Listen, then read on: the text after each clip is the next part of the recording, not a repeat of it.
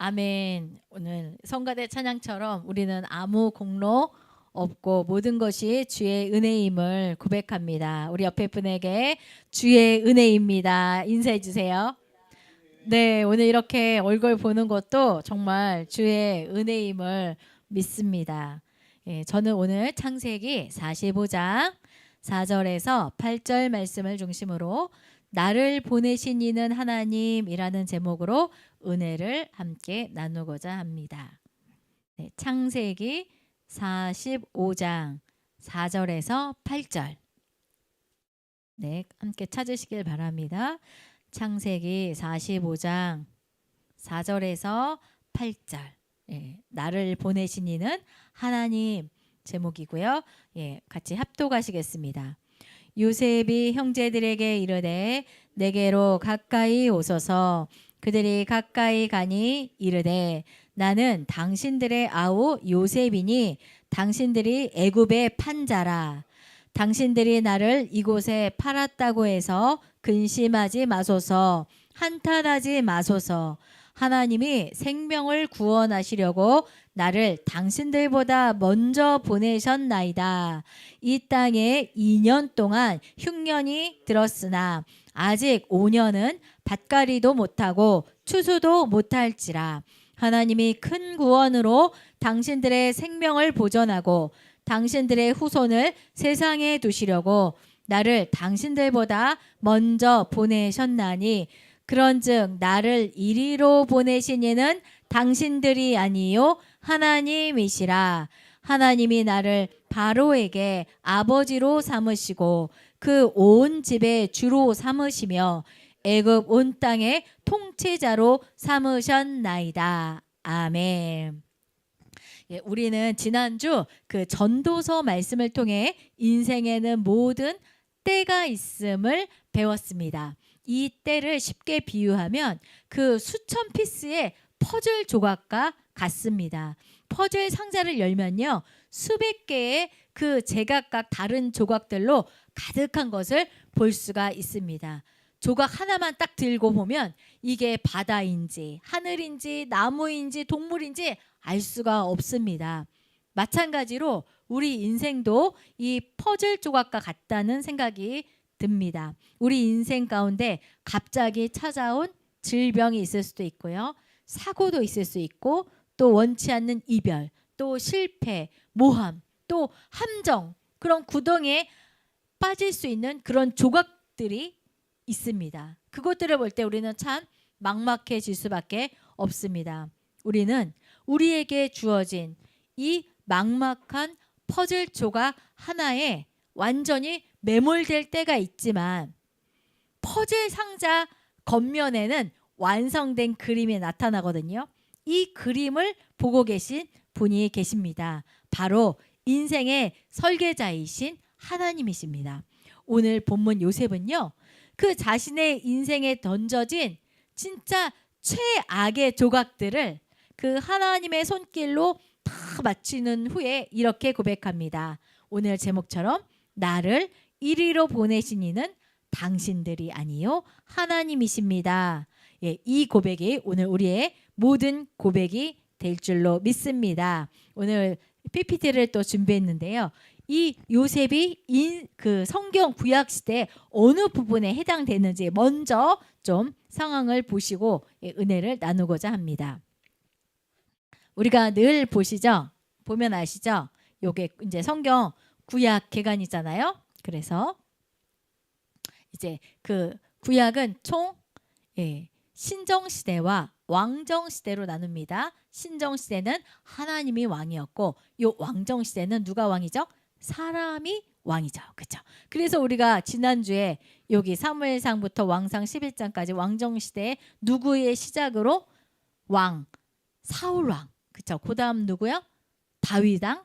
그다음 솔로몬. 그렇죠? 그래서 우리가 지난주에 솔로몬의 그 잠언 3장의 그 때에 대한 은혜를 같이 나눈 것을 볼 수가 있습니다. 오늘은 뭐냐? 요셉이잖아요. 요셉은 어디에 들어가냐? 여기 두 번째 족장시대, 창세기 12장부터 50장까지 나오는 족장시대로 들어가겠습니다. 다음이요. 예, 요 족장 시대는요. 창세기 12장부터 50장까지인데 아브라함, 이삭, 야곱, 요셉의 이야기입니다. 하나님께서요. 하나님의 그 나라를 만들기 위해서 맨 처음 사용한 사람이 부른 사람이 아브라함이에요. 요 한 사람을 통하여 이스라엘 민족이 나타나게 됩니다. 그래서 아브라함을 시작으로 100세에 낳은 아들 이삭. 그렇죠? 이삭의 아들 누구죠? 그렇죠? 야곱. 또 야곱의 형 에서. 그렇죠? 그렇죠? 근데 이제 그 왕권은 이제 야곱으로 이어져 갑니다. 믿음의 야곱. 그래서 우리가 야곱에 대해서 또 한번 배웠잖아요. 팥죽 사건, 그렇죠? 장자 사건, 그렇죠? 그 야곱의 그 11번째 아들 요셉이에요. 예. 이 요셉을 통해서 하나님께서 그 가나안 땅에 머물렀던 요 아브라함, 이삭, 야곱의 그 70명의 그 식구들을 요셉을 통하여 애굽으로 부르게 됩니다. 다음이요. 야곱. 이 야곱의 그 아내가 몇 명이었냐? 4명이었어요. 예. 참 얼마나 힘들었겠어요. 엄마가 한 집안에 4명이었으니. 그나마 라헬은 빨리 죽었어요. 요 베냐민 12번째 아들 베냐민 낳을 때 라헬은 죽었거든요. 그런데 얼마나 요 아들들 간에 그쵸? 굉장히 갈등이 심했으리라 믿습니다. 그래서 첫 번째 아내 레아. 그 다음에 실바는 누구냐? 요 레아의 하녀예요. 그 다음에 사랑하는 그 아내 라헬. 빌하는 누구냐? 이 라헬의 그 여종이에요. 이렇게 이제 야곱이 4명의 아내를 두게 됩니다. 그리고 오늘의 주인공 요셉은 가장 야곱의 사랑하는 아내 라헬의 11번째 아들이에요. 그러니까 결혼은 똑같이 레아랑 라헬이랑 같이 다 했는데 요셉을 낳기까지 뭐예요? 10번째 아들을 기다리다가 11번째 난 거 아니에요. 라헬이. 그러니 얼마나 야곱도 요셉을 예뻐하고 라헬도 얼마나 그 아들 낳기를 기대했겠습니까? 그렇죠? 그래서 야곱의 이 12아들이 이렇게 이스라엘의 12지파를 구성하게 됩니다. 그래서 첫 번째 루벤 지파, 시므온 지파, 레위 지파. 모세가 레위 지파예요. 그다음에 유다 지파. 요게 이제 다윗부터 시작된 다윗 왕조. 그래서 왜 우리 찬양에도 유다의 사자. 그쵸? 이런 게 나오잖아요. 그다음에 5번 단 지파, 납달리 지파. 그다음에 7번째 아들 갓 지파, 아셀 지파. 9번 이사갈 지파. 그다음 스불론 지파. 그다음에 요셉. 그다음에 베냐민. 근데 우리가 생각해보면요. 요셉 지파 이런 얘기는 안 해요. 왜냐? 므낫세 지파, 에브라임 지파 이렇게 얘기를 하거든요. 이거는 요셉이 2지파를 갖습니다. 요셉 지파라고 안 하고 요셉의 아들 므낫세와 에브라임이 한 지파씩 가지게 됩니다. 그래서 야곱이 요셉을 마지막에 죽을 때 축복할 때 너의 가지가 담장을 넘었다는 것은 요셉은 11번째 아이지만 그 요셉에게 그 2지파가 허락된 것을 암시하고 있습니다. 그 다음에요. 그래서 얼마나 사랑하는 그 야곱의 아들 11번째 아들 요셉이었습니까? 야곱이 사랑하는 라헬에게서 얻은 11번째 아들이 요셉이었습니다. 그래서 요셉은요. 아버지의 편애로 형들의 미움을 받게 됩니다. 편애로 미움을 받았는데 이 요셉은요. 미움받을 짓을 또 했어요. 형들의 잘못을 아버지에게 쪼로록 가서 고자질을 합니다. 얼마나 미웠겠습니까? 그리고 또 형들은 보세 옷을 입혔는데 이 요셉에게는 채색 옷, 브랜드 옷을 입혔습니다. 그러니까 그 청년들이 얼마나 막 마음이 부글부글 했겠습니까? 근데요, 요셉이 또 꿈까지 꿉니다. 어떤 꿈이냐? 11곡식단이에요. 요셉이 꿈에 꿨는데 밭에서 이제 추수가 다 끝나고 곡식단을 다 묶었어요. 형제들이 자기도 묶고 또 형들도 다 그 곡식단을 묶었는데 글쎄 꿈에 자기 그 곡식단은 딱 서 있고 나머지 형들이 묶은 곡식단들이 다 이 요셉이 묶은 곡식단 앞에 절을 하고 있는 거예요. 그 꿈을 꾸면 그냥 숨기면 되는데 그냥 또 말을 해버렸어요, 형들한테. 그래서 또 미움을 받았고, 또 어떤 꿈을 꿨냐. 해와 달과 11별이 해와 달과 11별이 자기에게 절하는 꿈을 또 꾼 것을 볼 수가 있습니다. 해와 달은 부모를 상징하고요. 11별은 나머지 11명의 형제를 암시합니다. 근데 그걸 또 얘기를 해버렸어요, 형들한테. 그러니 얼마나 미움을 받았겠습니까? 그러면서 형제들은 야, 저 요셉 꿈꾸는 자가 온다 이렇게 맨날 놀렸어요. 그런데 요셉의 나이 17살 때 형들은 다 이제 양들이랑 양치러 가고 일하러 가고 이제 요셉만 남았죠. 그때 아빠 야곱이 요셉에게 말합니다. 형들의 안부를 물으러 갔다 와라. 그래서 이제 17살의 요셉은 형들의 안부를 물으러 이제 형들을 쫓아갑니다. 그때 형들이 어때요? 야, 꿈꾸는 자가 왔다. 요셉 저거 이제 한번 당해라. 이제 요셉을 죽여버리자. 그런데 그 형제들 중에 한 명이 죽이지는 말자. 뭐하러 죽이냐. 그냥 팔자. 그래가지고 요셉이 종으로 팔리게 됩니다. 그 다음에요. 이때부터 요셉의 인생이 꼬이게 됩니다. 요셉의 인생은 이제 사랑받는 인생에서 종으로 노예로 전락하는 인생이 됩니다. 그러면서 그 요셉이 어떻게 팔렸냐? 1번 바로의 친위 대장 보디발의 종이 됩니다. 바로의 친위 대장 보디발의 종이 된다는 것은 요셉이 애굽으로 팔렸다는 거예요. 그런데 하나님께서 함께 하심으로 요 말씀처럼 보디발 장군의 집을 총괄하는 책임자가 됩니다. 여기에서도 그 가정 총무가 됩니다. 그 다음 여호와께서 요셉과 함께 하심으로 형통한 자가 됩니다. 요셉은요 성경에 용모가 빼어나고 아름답다라고 기록되고 있습니다. 이렇게 아름답고 잘생긴 청년이 오니까 어때요? 보디발의 장군이 아내가 유혹을 하게 됩니다. 그 유혹 사건 때문에 또 다시 이 요셉은 감옥에 갇히게 됩니다. 그런데 감옥에 갇혀서도요 하나님이 함께 하시니까 뭐예요? 간수장이가 그 옥중 제소와 제수들과 그 모든 옥의 그 재반 사무를 행정을 요셉의 손에 맡기게 됩니다. 그리고 나서 다음이요. 그래서 옥에서 막 행정 일을 하고 옥에 있는 모든 일을 하고 있는데 그때 어떤 사람들이 들어오냐? 옥에 술 맡은 관원장과 누구의 술을 맡은? 바로의 술을 맡은 관원장과 떡 굽는 관원장이 어떤 일인지는 모르겠지만 감옥에 들어오게 됩니다. 그래서 그들과 이야기하다가 그들이 그 꿈을 꿨어요. 두 사람이 동시에 그 요셉이 꿈을 해석해 주게 됩니다. 그래서 세 번째 줄 요셉의 말대로 그 술 맡은 관원장은 3일 만에 복직이 되고 떡 굽는 자는 사형에 처하게 됩니다. 그러면서 요셉이 뭐라 그랬냐? 꿈의 해석은 하나님께 있습니다라고 이야기하면서 이들의 꿈을 해석해 주게 됩니다. 그때 이제 이 술 맡은 자는 이제 복직이 됐으니까 요 바로 밑에서 술을 관장하는 그 공무원이 됐겠죠. 그때 바로가 두 가지 꿈을 꾸게 됩니다. 뭐냐? 첫 번째, 살찐 7마리 암소가 보여요. 너무 좋거든요. 근데 갑자기 그 완전히 그 말라 비틀어진 파리한 암소 7마리가 요 살찐 7마리 암소를 잡아먹는 꿈을 2번 연속해서 꾸게 됩니다. 그리고 또 두 번째 꿈, 토실토실한 7 이삭. 그쵸? 딱 봐도 풍년을 상징하죠.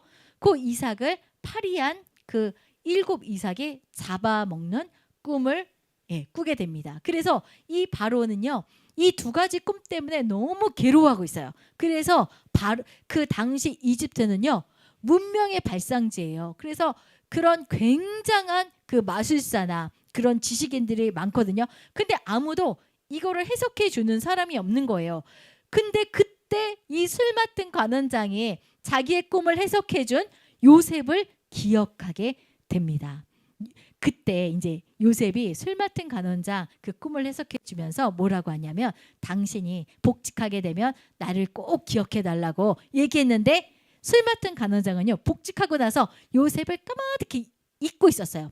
그게 뭐냐? 2년의 시간이 흐른 겁니다. 그때 요셉은요 이제 침묵의 때로 들어간 거죠. 근데 이제 술 맡은 관원장이 요셉을 기억해서 바로에게 이제 이야기를 합니다. 그 다음에요.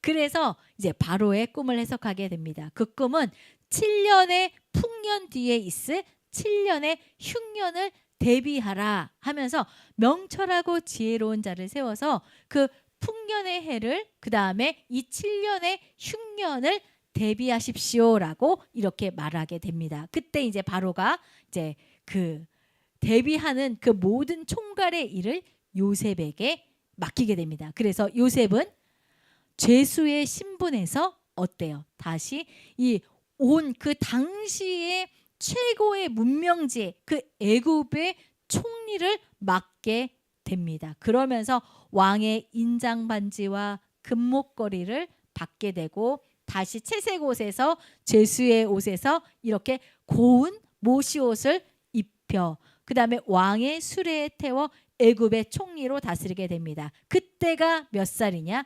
요셉이 30세입니다. 17세에 형들에게 가서 팔리고 30세에 애굽의 총리가 되죠. 그러면 몇 년이죠? 13년 동안. 이런 정말로 정말 기가 막힌 인생을 겪은 요셉을 보게 됩니다. 그리고 나서 이제 온 천지의 흉년이 들어서 애굽에만 곡식이 있는 거예요. 애굽 누구죠? 요셉을 판 이 형들도 이제는 어쩔 수 없이 애굽으로 가게 됩니다. 곡식 구하러. 다음이요. 그래서 흉년이 시작이 되고 이제 형들이 이제 애굽에 들어오게 됩니다. 그러면서 형들을 만난 다음에 이 요셉이 말하는 장면이 오늘 본문 말씀이에요. 다시 한번 성경 볼까요? 오늘 창세기 45장 4절에서 8절입니다. 형들을 만나서 이렇게 자기를 힘들게 하고 감옥에 가고 그 청소년기가 얼마나 중요합니까? 17살부터 30세까지 형들 때문에 이렇게 많은 고초를 정말 당하지 않아야 될 고초를 당한 것을 볼 수가 있습니다. 그리고 나서 형들을 만났을 때 이 요셉의 말 다시 한번 읽어보겠습니다. 45장 4절에서 8절입니다. 시작. 요셉이 형들에게 이르되 내게로 가까이 오소서. 그들이 가까이 가니 이르되 나는 당신들의 아우 요셉이니 당신들이 애굽에 판 자라. 형들도 얼마나 황당했겠어요. 정말로 이제 우리는 죽었다 이렇게 생각했을 거예요. 그 다음 5절이요. 시작.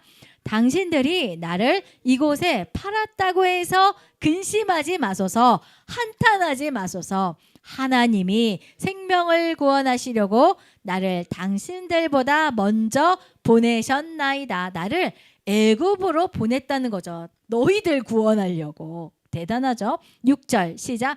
이 땅에 2년 동안 흉년이 들었으나 아직 5년은 밭갈이도 못하고 추수도 못할지라. 하나님이 큰 구원으로 당신들의 생명을 보존하고 당신들의 후손을 세상에 두시려고 나를 당신들보다 먼저 보내셨나니 그런즉 나를 이리로 보낸 이는 당신들이 아니요 누구라고요? 하나님이라는 거예요. 참 진짜 이 요셉의 고백을 보면 정말 너무 기가 막히고 하나님께서 이런 마음을 주셨기 때문에 이런 해석이 나왔구나라는 것을 볼 수가 있습니다. 성도 여러분, 요셉이요 그 자신을 팔아넘긴 형들을 마주했을 때 어떻게 복수가 아닌 용서를 선택할 수 있었을까요? 그것은요 그 요셉이 인생을 자기의 인생의 퍼즐을 바라보는 그 해석의 눈이 바뀌었기 때문입니다. 만약 요셉이요 형님들이 나를 팔았기 때문에 내가 이 고생을 14년 동안 했습니다 라는 생각에만 몰두했다면 요셉은요 13년 동안 아니 그 이후에도 죽을 때까지 그의 마음에는 평생 원망만 아마 남았을 것입니다. 아무리 자기가 총리가 되더라도 그 13년의 세월을 해결하지 못해서, 그 상처를 해결하지 못해서 자기가 총리가 되어서 정말 온갖 부귀영화를 누림에도 아마 그게 해결이 안 됐을 거예요. 형들은 죽여야만 마땅한 원수였을 것입니다. 하지만 요셉은요, 그 자신의 인생의 그 13년의 그 억울한 조각들을 어떻게 해석했냐? 하나님이 이스라엘 민족의 생명을 구원하시려고 나를 먼저 애굽으로 보내셨다라는 원망의 해석이 아니라 사명의, 내 사명은 이거였구나라는 사명의 눈으로 다시 보았기 때문입니다. 이렇게 그 요셉의 해석이 바뀌자 놀라운 변화가 일어납니다. 나를 괴롭혔던 그 사람들은 더 이상 원수가 아니라 하나님의 그 거대한 그림, 아름다운 그림을 완성하기 위해 사용된 도구였다는 거예요. 그냥 도구로밖에 이제는 지나지 않는 거죠. 우리의 인생도 마찬가지입니다. 지금 저와 여러분들을 힘들게 하는 사람이나 어떤 상황이 나를 망가뜨리는, 나를 무너뜨리려는, 나를 완전히 밀어내는 사건으로만 보지 마시고 하나님은 그 아픈 조각까지도 사용해서 합력하여 선을 이루실 줄 믿습니다. 나를 이리로 보낸 이는 당신들이 아니라 하나님이십니다. 라는 이 당당한 요셉의 고백이 이번 한 주간 여러분과 저의 그 인생을 해석하는 능력이 되시기를 주의 이름으로 축원합니다. 우리 말씀을 생각하면서 한번 이 말씀을 들었을 때 기억나는 사람들이 있었을 거예요. 아니면 기억나는 이제 사건들이 있었을 거예요. 그래서 우리가 그런 어떤 그런 복잡한 인간관계에 그냥 완전히 몰입해서 사는 것이 아니라 정말로 우리가 그 과거의 상처에서 벗어나 하나님께서 왜 그런 상처를 나에게 허락하셨을까? 내가 왜 그런 터널을 지나갔을까? 그런 하나님께서 주신 사명을 내가 이랬기 때문에 이랬구나 라고, 아직도 멀었죠. 우리의 인생은 어떻게 될지. 하지만 오늘까지 생각해 봤을 때 나에게 이런 사명이 있어서 그런 일들이 있었구나 라는 것을 생각해 보시고 정말로 모든 것을 협력하여 선을 이루시는 그 하나님의 손을 온전히 믿으며 하나님의 때를 기다리는 그런 믿음을 허락해 달라고 우리 같이 주여 삼창하시고 기도하시겠습니다. 주여